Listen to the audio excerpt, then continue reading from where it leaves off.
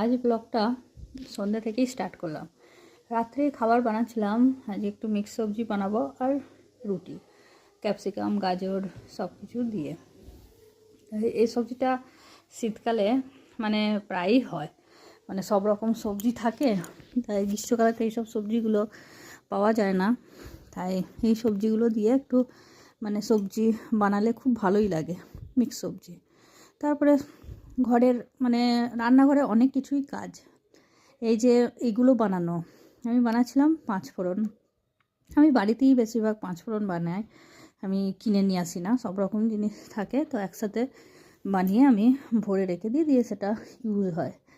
তো আজকে সন্ধ্যেটা এরকম করতে করতে অনেকক্ষণ মানে অনেক, আজকে সন্ধ্যেবেলা একটু বসার টাইম পাইনি সত্যি বলতে, এসব কাজ করতেই টাইম লেগে গেল। যখন আমি দেখতাম মারা যখন আর কি রান্নাঘরে অনেকক্ষণ ধরেই কাজ করে, এই মাকে দেখি, আবার আমার শাশুড়ি মাকেও দেখি যে রান্নাঘরে খুটখাট খুটখাট করে করেই যায় কিছু না কিছু, ওদের কি কাজ থাকে কি জানি।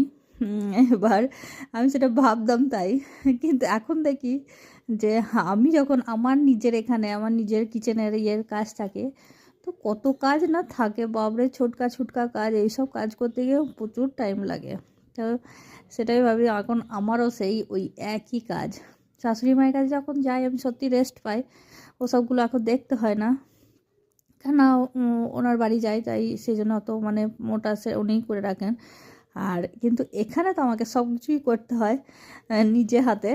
তাই দেখি যে বাবরে কত টাইম, কোনো এক্সট্রা টাইম কিছু না, এইগুলো কাজ করতে করতেই প্রচুর টাইম লেগে যায়। তাই আমার সারা সন্ধ্যেটা আজকে এরকমভাবেই গেল, রান্না করা, সবজি বানানো, তারপরে আবার রুটি। এই যে এইটা আর কি পরিষ্কার করেছিলাম, পরিষ্কার করে মশলাদানিটা আবার এটাকে নতুন করে ভরতে, সব কিছু করতে, গুছিয়ে গাছিয়ে অনেক টাইম লেগে যায়। যাই হোক, তারপর ওই করতে করতেই 10টা বেজে গেছিলো। রুটি বানালাম, তারপরে সমর চলে এলো।